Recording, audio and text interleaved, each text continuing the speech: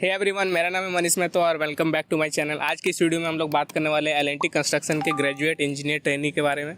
तो आज की इस वीडियो में हम लोग के साथ होने वाले हैं मिस्टर धीरज शाह। अभी वो सीनियर इंजीनियर के पोस्ट में है एल&टी कंस्ट्रक्शन में, इंजीनियरिंग डिज़ाइन डिपार्टमेंट में। पहले हम लोग वेलकम करते हैं मिस्टर धीरज शाह को। Hello mister Dheeraj Shah, welcome to my channel again. Thank you. Hi, आप थोड़ा बहुत अपने आप को इंट्रोड्यूस कर देंगे तो अच्छा रहेगा व्यूअर्स के लिए। Hi, I am Dheeraj Shah. As you know, Manish already told, I am working as a senior engineer in L&T construction. Today I will share my experience, the work culture and the hiring process about graduate engineer training in this video. I hope all doubt of yours will be cleared in this video. In this video, we will talk about eligibility criteria and application process. Then we will talk about the selection process and the written test assessment, technical interview and HR interview. Then we will talk about the post-selection process in L&T. And then we will talk about the training period of GETs and job role, work culture. And lastly, we will talk about some tips that you can recommend to new freshers. Start करते हैं brief overview से। Okay. तो L&T as a company, group of companies है जो कि EPC projects भी करती है, ये कंस्ट्रक्शन करती है, बट इंजीनियरिंग भी इनका अंडर ही आता है। Engineering, design, research, procurement, erection, all things is done by L&T construction. Yes. It is a very large company.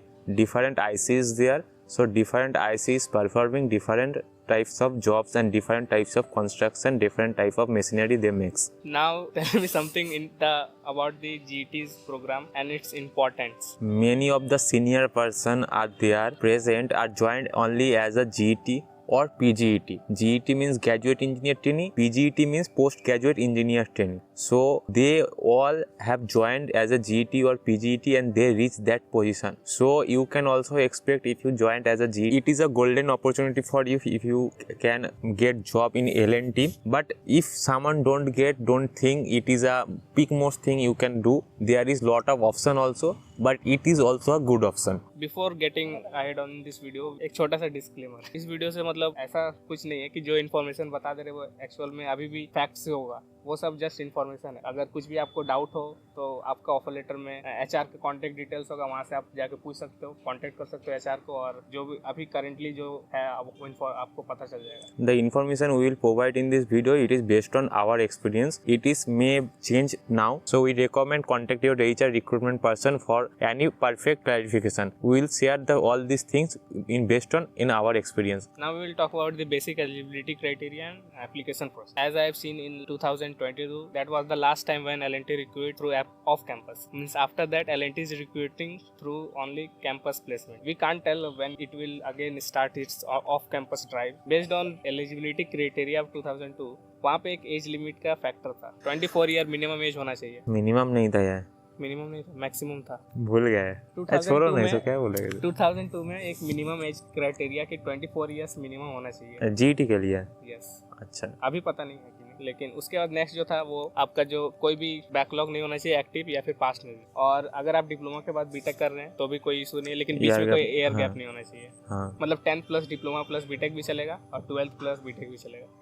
कोई भी बीटेक में कोई भी सब्जेक्ट में बैकलॉग नहीं होना चाहिए। हाँ, बैकलॉग होगा तो वो अप्रूव नहीं करेगा। और सारा मतलब फर्स्ट अटेम्प्ट में क्लियर होना चाहिए। हाँ, ऑल फर्स्ट अटेम्प्ट। ऐसा नहीं होगा कि आपका अगर फर्स्ट अटेम्प्ट मतलब फर्स्ट ईयर में कोई भी बैक सब्जेक्ट का बैकलॉग है एंड और सेकंड ईयर में आप क्लियर कर चुके हो तो भी आप यहाँ पे एलिजिबल नहीं रहोगे टेक्निकली। और ये सब तो ऑफिशियली मतलब बताया हो रहा था, लेकिन बहुत कोई ऐसे बैकलॉग के रहता है और क्लियर हो चुका है फिर भी वो ज्वाइन कर लेते हैं। हाँ, ये होता है, लेकिन मैंने भी सुना है कि बहुत किसी का कि मींस फर्स्ट ईयर में बैकलॉग है शायद HR पे। हाँ, मैं भी HR में, और वो कितना मतलब वेरीफाई कर रहे हो उसके ऊपर। लेकिन क्राइटेरिया ये रहता है कि कोई भी बैकलॉग नहीं होना चाहिए, एक्टिव या फिर प्रीवियस, मतलब एक अटेम्प्ट में सब क्लियर होना चाहिए। लेकिन मैंने भी सुना कि कोई है जो कि मतलब बैकलॉग रहता है फिर भी ज्वाइन कर लेता है क्योंकि उसका एक्टिव नहीं रहता है, वो पहले से क्लियर कर चुका है। तो ये वर्ड केस है, लेकिन प्रैक्टिकली जो टेक्निकल ऑफिशियली जो है वो है नहीं रखना है कि अगर बैक है तो हो जाएंगे। और HR पे डिपेंड करता है, HR डिपेंड करते हैं, वेरिफिकेशन कैसे होगा। एलिजिबिलिटी क्राइटेरिया वैसे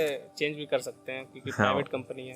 और लास्ट में एक पॉइंट लिखा हुआ भी रहता है, ठीक है। 70% आपका मतलब 70% 10th में भी 12th में भी होना चाहिए। हाँ, for our case it was almost 80% I think, as per I remember 80% in 10th and 12th। 12th भी 2 years में कंप्लीट होना चाहिए। Yeah, no year gap is should be diploma there. भी 3 years में, अगर डिप्लोमा के बाद बीटेक कर रहे हैं तो डिप्लोमा भी 3 years में ही कंप्लीट होना चाहिए। They are not accepting any types of year gap. Okay, for our case, there was a year gap means after 12, if you have only 1 year gap and then you are doing the BTech, then it was eligible at that time. Mainly they were seeing the Means age you have limit. completed that, you have completed 12th in 2 years. Then Yeah. after you may have age, 1 year year gap may be there. but you should have complete your 12th in 2 years. Yeah. अब बात कर ले eligible branches के बारे में। Electrical mechanical में जितना भी ब्रांचेस कोर ब्रांचेस हैं। हाँ, every core branches, non core branches also in our college, CSE, EC, मतलब whatever 5 branches was there in our college, electrical, mechanical, CSE, EC and IT. Every branches were eligible there. तो mostly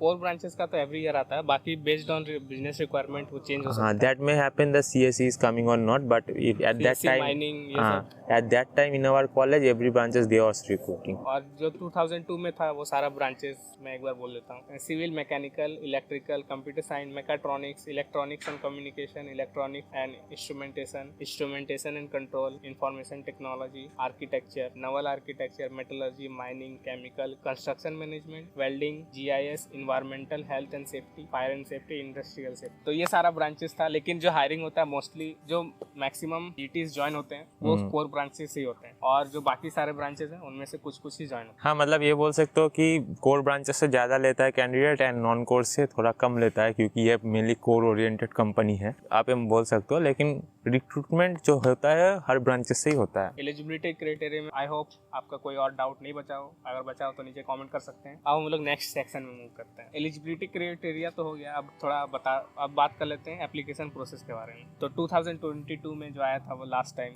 off campus drive, उसके बाद नहीं आया है। उसके बाद then तो कॉलेज में आता है, कॉलेज में तो आपको एप्लीकेशन फॉर्म मिल जाता होगा TTO के थ्रू। बस यही एप्लीकेशन प्रोसेस है।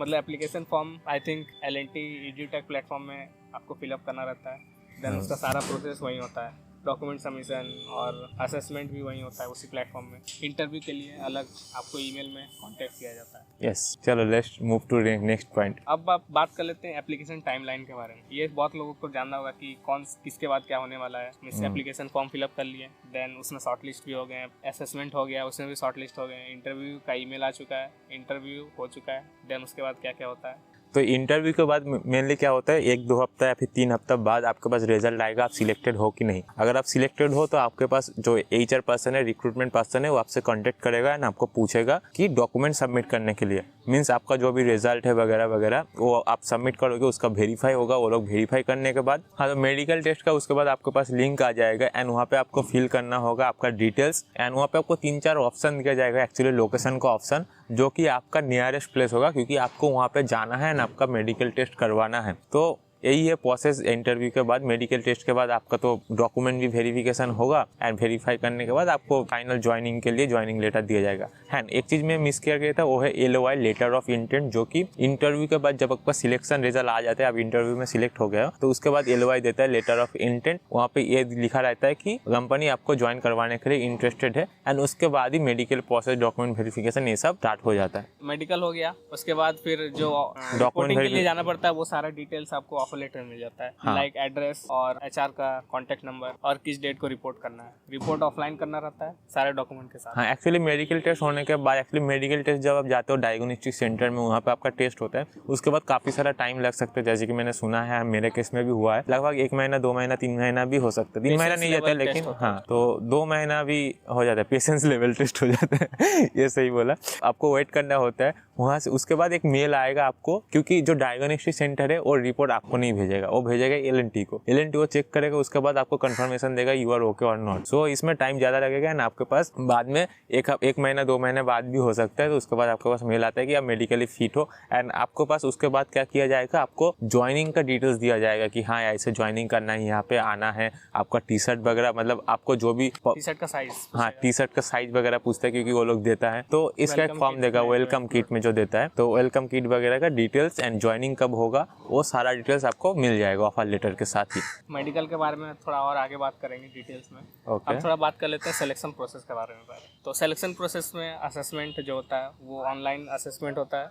तो उसमें अब बात कर लेते हैं कि कौन कौन से राउंड्स होते हैं। सिलेक्शन प्रोसेस में बोले तो सबसे पहले बहुत ही इंपॉर्टेंट जो है कोई भी कैंपस प्लेसमेंट के लिए वो है एप्टीट्यूड टेस्ट। कोई भी कैंपस प्लेसमेंट हो, कोई भी कंपनी हो, एप्टीट्यूड टेस्ट तो लेगा ही। एंड एप्टीट्यूड का जो क्वेश्चन है वो गेट से रिलेटेड ही आता है। अगर कोई गेट का प्रिपरेशन कर लिया मीन्स उसका एप्टीट्यूड क्लियर है। एप्टीट्यूड होगा, टेक्निकल होगा, ओके, एंड कुछ मैथ्स होगा। मैथ्स मतलब आपको एप्टीट्यूड के अंदर ही बोल सकते हो। मेनली टेक्निकल एंड एप्टीट्यूड यही पकड़ के चलना। इसको क्लियर करने के बाद बहुत किसी का जीडी होता है, मैंने सुना है, लेकिन हम लोगों का नहीं हुआ था जीडी, तो मेनली टेक्निकली हुआ था एंड एप्टीट्यूड होता है। उसके बाद सीधे इंटरव्यू में गए थे। और वर्बल रीजनिंग भी आता है क्या, जो इंग्लिश रिलेटेड क्वेश्चंस आता है, ग्रामेटिकल और इंग्लिश रिलेटेड? हाँ, में भी थोड़ा रहता है, मुझे ठीक से याद नहीं, लेकिन एप्टीट्यूड एंड टेक्निकल रहता है इतना मुझे पता है। एंड इंग्लिश अगर रहता भी है तो बहुत ही कम मार्क्स का रहता है। मेनली टेक्निकल रहता है, एप्टीट्यूड रहता है। पैसेज ये सब नहीं, ये सब नहीं रहता है, ये सब नहीं रहता है। अगर इंग्लिश का मतलब मुझे नहीं याद आ रहा है, मतलब उतना भी नहीं था। Mainly technical and aptitude. एक नॉन टेक्निकल और टेक्निकल दो पार्ट होता है। टोटल क्वेश्चंस कितने होते हैं? टोटल 100 मार्क्स का था as far I know. And उसमें ऑलमोस्ट 60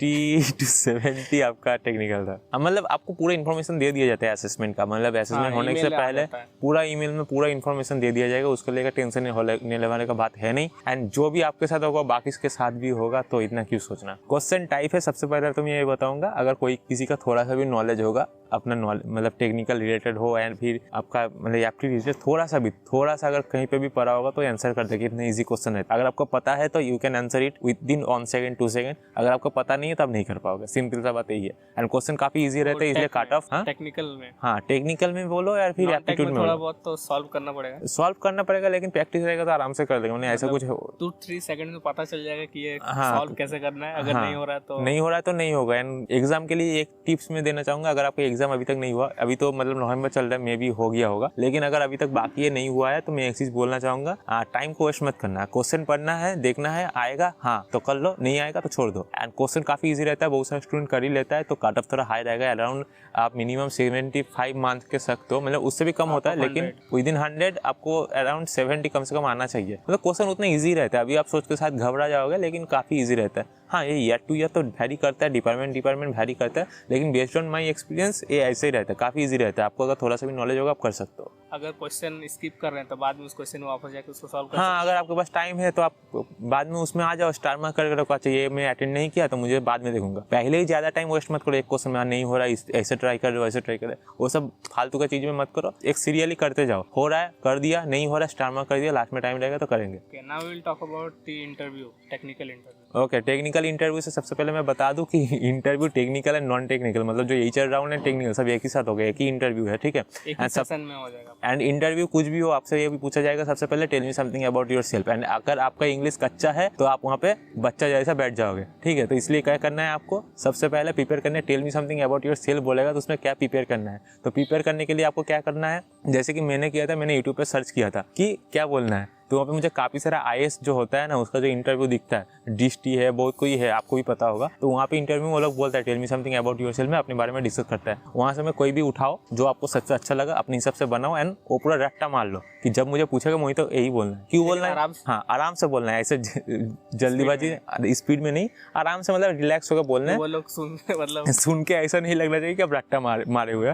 क्योंकि देखो ये मैं बेसिकली उनके लिए बता रहा हूँ जिसका इंग्लिश बहुत ही खराब है, जो ये सोच रहा है कि मेरा तो इंग्लिश खराब है। क्योंकि अच्छा होने से भी मतलब जो सोच के बोलना रहता है अपने बारे में, जब हम लोग पहले से प्रिपेयर करके नहीं रखते, कोई अचानक से पूछ देता है how are you, I am good, I am fine, इतना ही बोल के चुप हो जाते हैं। पूरा ऐसे क्या क्या बताना है क्या नहीं, वो जब एक बार फ्रेम करके रख लेंगे तो बेटर होगा। तो पहले फ्रेम करके रख लो, एक नोट पेपर लिखो और वहाँ पे लिख लो क्या बोलना है, उसको पढ़ लो। एंड जब पूछेगा तो आराम से वो बता दो। इससे क्या होता है, इनिशियल में सबसे फर्स्ट क्वेश्चन आपको यही रहेगा, ज़्यादा से ज़्यादा वो इंटरव्यूअर क्या करेगा, खुद की इंट्रोड्यूस करेगा, उसके बाद आपके बारे में पूछेगा। तो इनिशियली जब आप ये बोल देते हो ना कॉन्फिडेंटली, तो आपका इंटरव्यू का शुरुआत में ही आपका कॉन्फिडेंस बिल्ड हो जाता है। देन आपको जो भी क्वेश्चन पूछता है, देन आप आराम से उसका आंसर कर पाते हो। एक इनिशियल कॉन्फिडेंस बहुत मैटर करता है इंटरव्यू में। आपको इंग्लिश आए ना आए, confidence is most important thing in interview, so उसका ध्यान रखना। ऐसे टेक्निकल इंटरव्यू है, उसमें उसके लिए कैसे प्रिपेयर करना है? लाइक कॉलेज में प्रैक्टिकल वाइवा होता है, उस टाइम उसको सीरियसली लेके प्रिपेयर करना है? तो नहीं, कॉलेज का वाइवा से मुझे नहीं लगता कुछ फर्क पड़ता है। नॉर्मल जो पढ़ रहे हो हो वही पढ़ो। गेट के लिए अगर कोई प्रिपेयर कर रहा है that is very good. As जो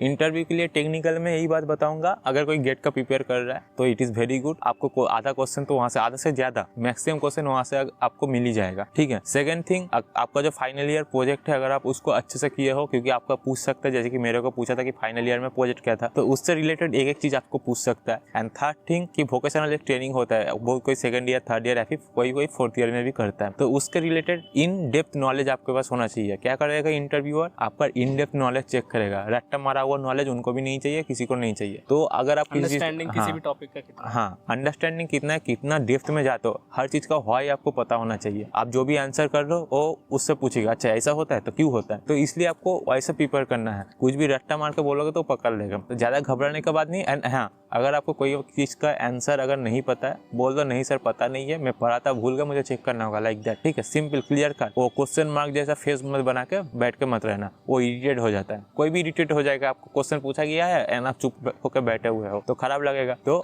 नहीं, टाइम वेस्ट हो रहा है, आपका भी टाइम वेस्ट हो रहा है। आप क्वेश्चन मार्क वाला फेस बना के बैठे हुए, चुपचाप बोल देना कि हाँ नहीं आता है तो नहीं आता, और आता है तो हाँ यही आता है, जितना मुझे पढ़ा है इतना है। और कॉन्फिडेंस भी तभी बिल्ड होता है जब किसी चीज के बारे में अच्छे से पता हो। तो हम लोग हाँ, तो जितना आपको हो सके पहले इंटरव्यू का पहले ही प्रिपेयर कर लो। जैसे फ्रेंड्स के साथ भी ऐसे Q&A सेशन कर सकते हैं कोई भी टेक्निकल टॉपिक के अंदर, ताकि पता चल जाए अंडरस्टैंडिंग कितना है। हाँ, इंटरव्यू से पहले जितना प्रैक्टिस हो सकता है कर लो, मतलब उससे रिवीजन भी होते रहता है। हाँ, तो याद दोस्तों के साथ इंग्लिश में बात कर लो। ये तो कमिटेड बहुत कोई कोई करता है नहीं, एक्चुअली मजाक उड़ाने लगता है बहुत कोई, लेकिन इम्पोर्टेंट है। मजाक उड़ा रहा है तो AI के साथ भी कर सकते हैं। अभी ChatGPT का वॉइस फीचर आ गया है, जेमिनी का भी वॉइस फीचर आ गया, उनको ऐसे रोल दे देंगे कि आप इंटरव्यूअर बन जाओ और अपना डोमेन बता दो, तो वो टेक्निकल क्वेश्चंस भी पूछ लेंगे। ChatGPT में यस, वॉइस फीचर आ गया। देन ये भी अच्छी बात है, अभी AI आपका मदद करेगा, दोस्त बन गया है। चलो, मतलब टेक्निकल राउंड का लिए और HR राउंड दोनों का ही प्रैक्टिस कर सकते हैं। उनको ऐसे टास्क दे दो कि वो इंटरव्यूअर बन जाए, आपसे HR क्वेश्चन पूछे, अपना डोमेन बता दो, इस इंजीनियरिंग ब्रांच है आपका और इस सब्जेक्ट से आपको कोई स्पेसिफिक सब्जेक्ट का भी अगर प्रैक्टिस करना है तो वो भी बता दो कि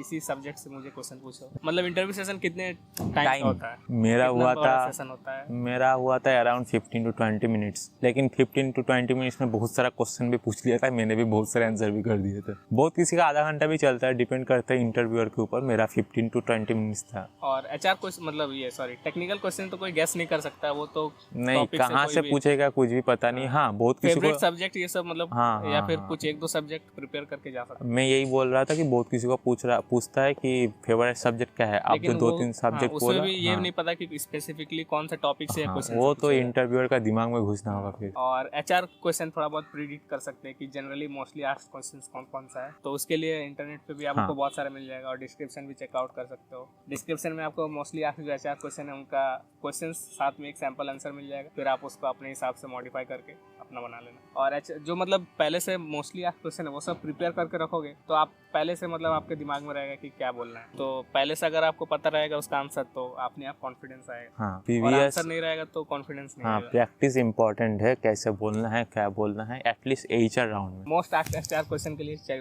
लिंक डिस्क्रिप्शन में चेकआउट कर लेना। अब हम लोग नेक्स्ट सेक्शन में आगे बढ़ते हैं, जो कि है पोस्ट सिलेक्शन प्रोसेस। तो ऐसा कोई बॉन्ड पीरियड होता है क्या, मतलब LNT में ट्रेनिंग पीरियड में जो ज्वाइन करते हैं एज GET उनके लिए? हाँ, तो GET के लिए 11 मंथ का एक होता है, मतलब वो आपका ट्रेनिंग पीरियड हो गया। एक्चुअली 12 मंथ का होता है वो, 11 मंथ उसके 23 डेज लीव्स वो ऐड होता है। मैं ओनली ट्रेनिंग पीरियड बोल रहा हूं। तो 12 मंथ बाद ही होता है ना? हाँ, 12 मंथ बाद ही होता है। एंड बॉन्ड मेरे को शायद 15 डेज का बॉन्ड होता है, मगर कोई छोड़ना चाहता है तो may be 15 to 30। Training period में अगर कोई छोड़ता है तो उनको शायद 1 मंथ का एक नोटिस पीरियड, 1 मंथ या फिर 15 डेज ऐसा कुछ रहता है, डिपेंडिंग अपॉन देयर मैनेजर्स। हाँ, मैनेजर्स या फिर जो HR है, मतलब IC के ऊपर भी डिपेंड करता है। जो मैक्सिमम चांसेस जो है वो 30 डेज का है। हाँ, ऐसा आप मान सकते हो। और अगर एम्प्लॉय बनने के बाद अगर कहें तो वो 3 मंथ्स का नोटिस पीरियड होता है। हाँ, और हम लोग बात कर लेते हैं डॉक्यूमेंट वेरिफिकेशन का। तो ओरिजिनल डॉक्यूमेंट्स कैरी करना रहता है, फोटो कॉपीज। उसके बाद ऑफर लेटर में तो वैसे लिस्ट आपको मिल जाएगा कौन कौन से डॉक्यूमेंट्स है। और एक और डाउट है जो कि पहले आता था, कोविड सर्टिफिकेट का, तो वो क्या जरूरी होता है? अभी तो फिलहाल नहीं होता है, मतलब डॉक्यूमेंट लिस्ट में तो ऐसे मेंशन रहता है, तो क्या रहता है, कंपलसरी है? अभी तो इसका आइडिया मुझे है नहीं, लेकिन जब मेरा जो बैच था उस टाइम में मांगा गया था तो लेकर गया था, सिंपल सा बात है। तो अभी क्या चल रहा है वो पता नहीं। अभी शायद नहीं भी होगा तो चलेगा, क्योंकि बहुत लोगों के पास एक ही डोज रहता है, किसी के पास एक मतलब होता ही नहीं।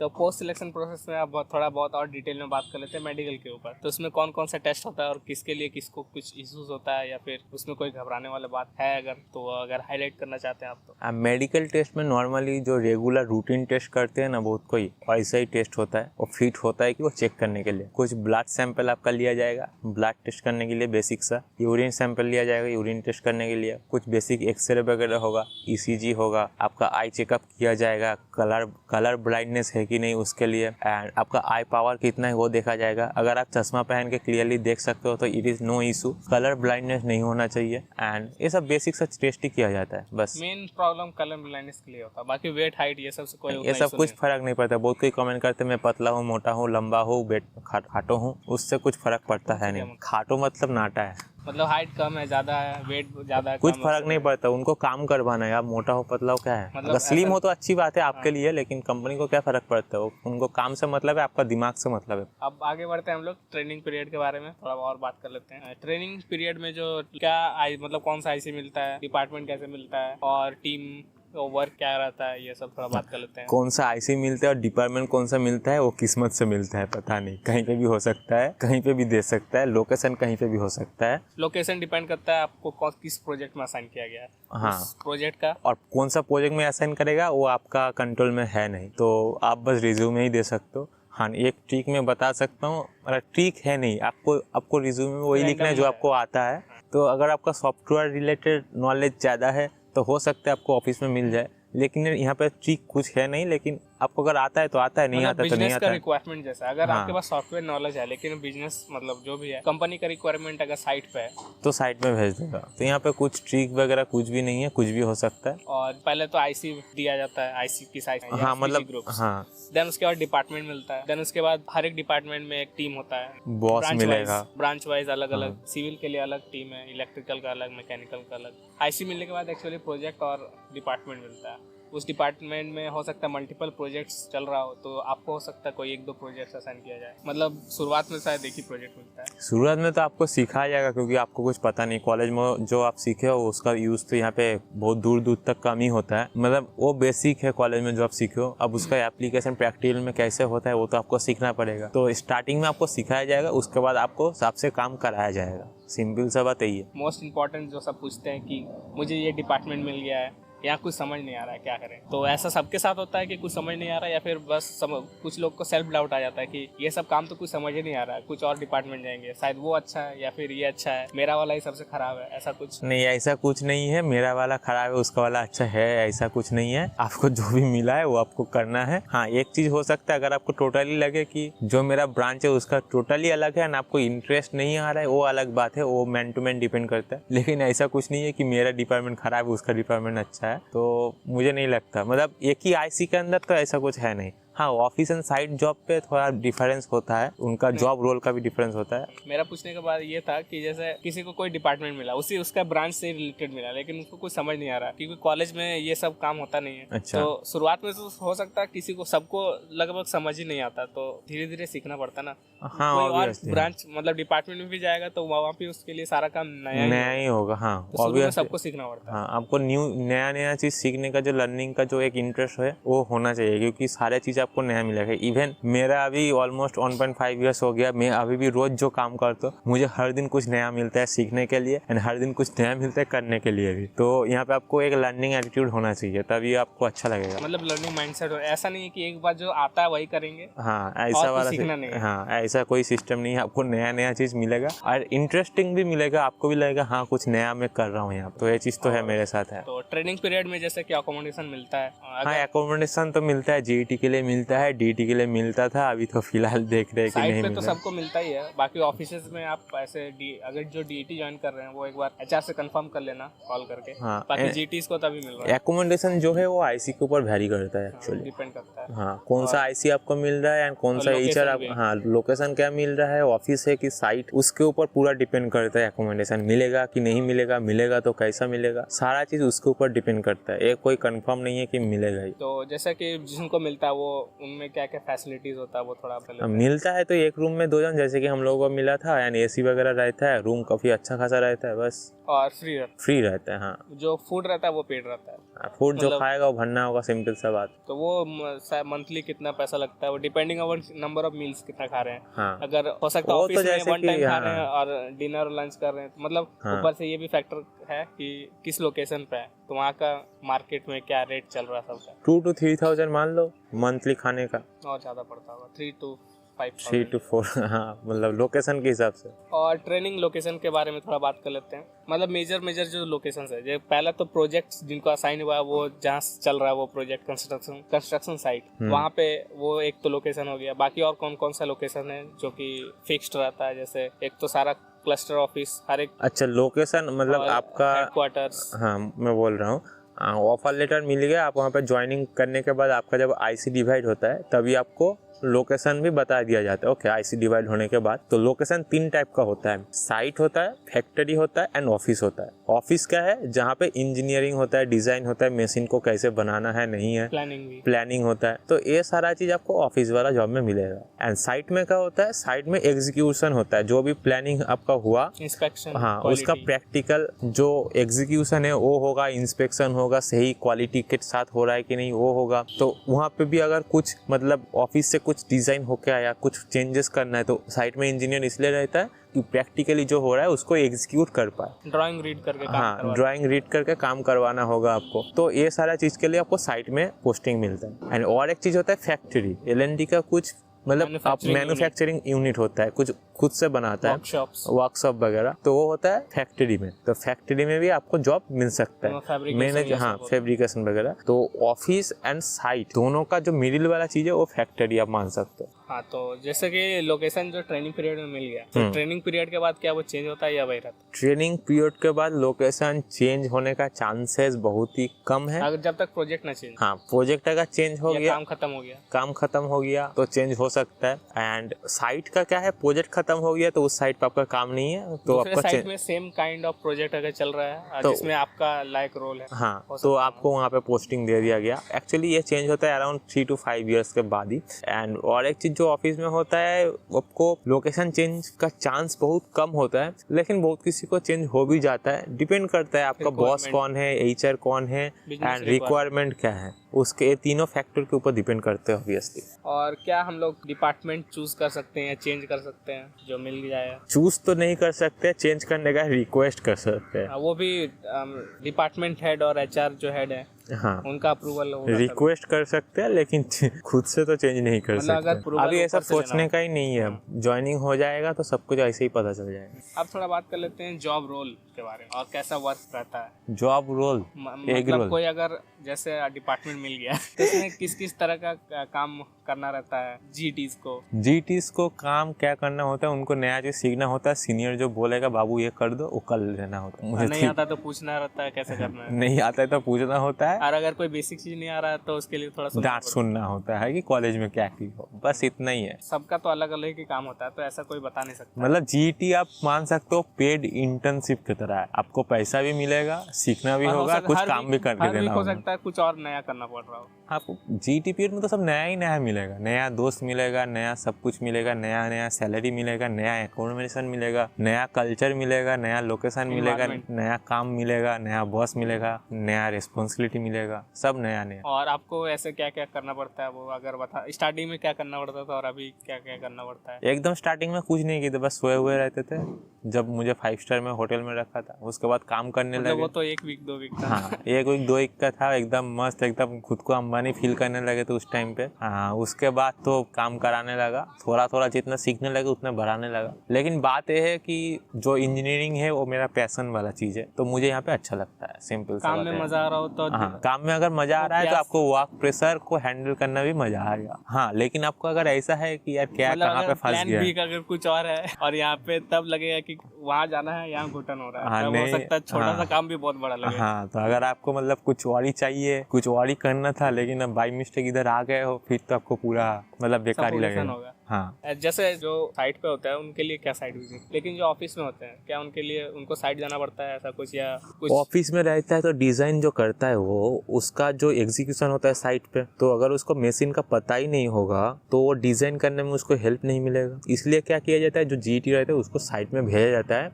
जो मतलब ऑफिस में जिसका पोस्टिंग मिला है लेकिन फिर भी उसको साइट में 1 हफ्ते के लिए शायद भेजा गया हो कि कम से कम देख के आया साइट में काम कैसे हो रहा है, मशीन को कैसे बनाया जा रहा है, कहाँ पे कौन सा इक्विपमेंट बैठाया जा रहा है। प्रैक्टिकल नॉलेज नहीं होगा तो सिर्फ पेपर एंड पेन से क्या डिज़ाइन बनाएगा। मुझे इंसान का एक पेंटिंग बनाना है, अगर मैं इंसान को सामने नहीं रखूंगा तो पेंटिंग उसका कैसे बनाऊंगा, एटलीस्ट देख लूंगा तो उसके बाद ना उसका पेंटिंग बनाऊंगा। तो इसलिए इंजीनियरिंग में थोड़ा एक्यूरेसी ज़्यादा। हाँ, एक्यूरेसी क्वालिटी तो एकदम पीक मोस्ट है, कोई भी 0 मिस्टेक होना चाहिए। तो एक बार साइट जाकर देख लेने से क्या होता है, सही रहता है। तो ऐसे ही साइट विजिट रहते हैं, एंड जो साइट पे रहता है तो प्रैक्टिकली दिन रात देख रहा है तो उनके लिए कोई बात नहीं है। अब बात कर लेते हैं थोड़ा करियर ग्रोथ के बारे में कि एल&टी में जैसे जीटी ज्वाइन करते हैं उनका कैसा फ्यूचर रहता है, क्या क्या अपॉर्चुनिटीज़ मिलता है उसके बारे में। तो पहला मेरा जो क्वेश्चन रहेगा, पहला जैसे है कि सैलरी रिवीजन जो होता है वो किस बेसिस पे होता है, मतलब इंक्रीज जो होता है एवरी ईयर होता है, एवरी मंथ होता है, क्वार्टरली, कैसा किस बेसिस पे होता है? अच्छा, सैलरी इंक्रीमेंट किस बेसिस पे होता है उसका आइडिया मुझे भी नहीं है, क्योंकि मेरा अभी इंक्रीमेंट कुछ हुआ नहीं।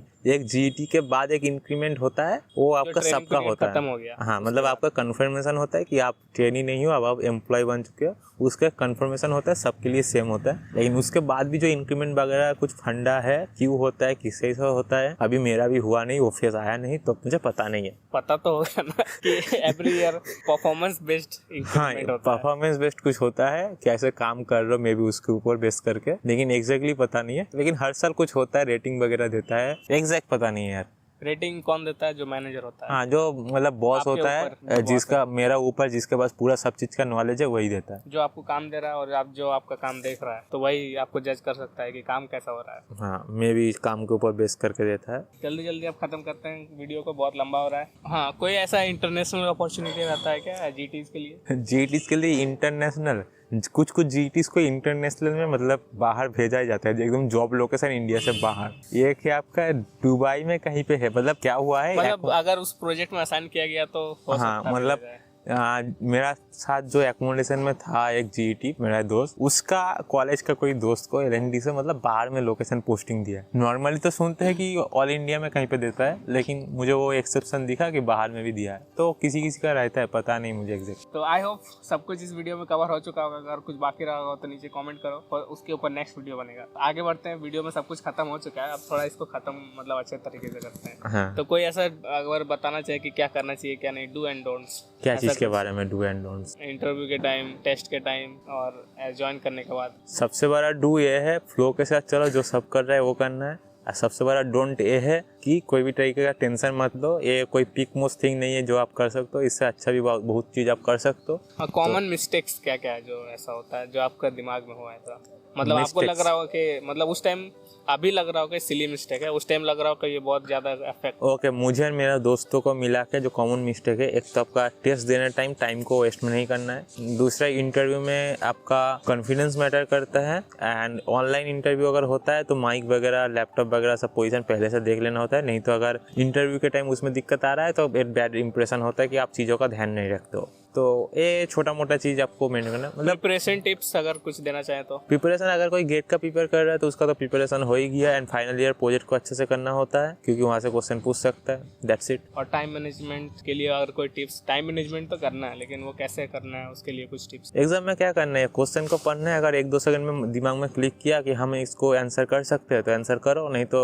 नेक्स्ट क्वेश्चन को देखो, और बाद में जब लास्ट में टाइम बचेगा तब आके कर लो, बस यही है, दैट इज टाइम मैनेजमेंट। कोई रॉकेट साइंस इंटरव्यू में क्या एल&टी से रिलेटेड कोई क्वेश्चंस पूछा जाता है उसके लिए? नहीं, मुझे तो नहीं पूछा गया था एल&टी रिलेटेड, लेकिन इंटरव्यू से पहले थोड़ा कंपनी के बारे में जान लो। एटलीस्ट जिसके बारे में आप इंटरव्यू दे रहे हो कुछ तो पता होना चाहिए क्या करता है। बात कर लेते हैं थोड़ा एडिशनल प्रोफेशनल टिप्स के बारे में। क्या ड्रेस कोड होना चाहिए इंटरव्यू के टाइम, ऐसा कुछ? मेरा इंटरव्यू के टाइम में ऊपर पे एक व्हाइट कलर का फॉर्मल शर्ट था, नीचे हाफ पैंट था। ठीक है मतलब जो बाकी लोगों को क्या रिकमेंड करना चाहेंगे वो बताइए। प्रॉपर फॉर्मल पहन के ही देना। ओके, और क्या, जैसे कोई फंकी ड्रेस मत पहनना ऑब्वियसली। के लिए तो प्रॉपर प्रोफेशनल शर्ट पैंट होना चाहिए। है, वुमेन्स के लिए वुमेन्स मतलब जो भी होता है फॉर्मल।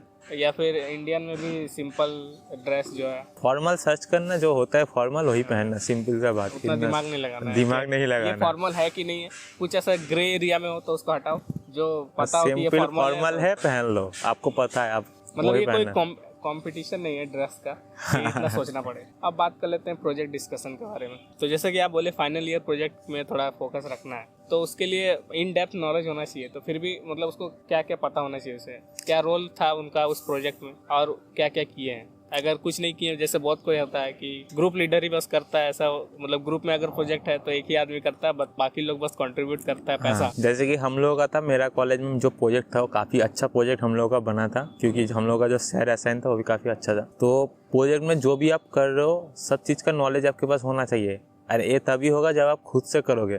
बहुत कोई क्या करता है, बाहर से कुछ भी रिसर्च पेपर उठाता है, हो गया प्रोजेक्ट। ऐसे नहीं करना है, खुद से करोगे तभी पता चलेगा, एंड तभी आपको इन डेप्थ नॉलेज होगा। कॉपी पेस्ट करोगे तो कॉपी पेस्ट जैसा नॉलेज होगा। यहाँ पे कोई छुपाना वाला बात है नहीं। तो खुद से करोगे तो नॉलेज भी हो जाएगा। एंड देन आप इंटरव्यू इंग्लिश में ही दे सकते हो। अगर आप बहुत ही ज़्यादा दिक्कत आता है आपको इंग्लिश में आंसर देने में, देन आप हिंदी चूज कर सकते हो। लेकिन मेक श्योर जो भी लैंग्वेज आप यूज़ कर रहे हो, सामने वाले को समझ आना चाहिए, एंड आपके पास कॉन्फिडेंस होना चाहिए। तो इस वीडियो के लिए इतना ही था। आई होप आपको सब कुछ क्लियर हो गया होगा। और भी डाउट्स है तो मिस्टर दिनेश सा का भी अपना यूट्यूब चैनल है, वहाँ पे बहुत सारा LNT से रिलेटेड वीडियोस पोस्ट किया हुआ है, तो आप वो भी चेकआउट कर सकते हो। ऑब्वियसली बाकी और कोई और एडिशनल डाउट्स है तो इस वीडियो के नीचे कमेंट कर सकते हो। जितना ज़्यादा कमेंट्स आएगा उतना जल्दी नेक्स्ट वीडियो आएगा। चलो बाय।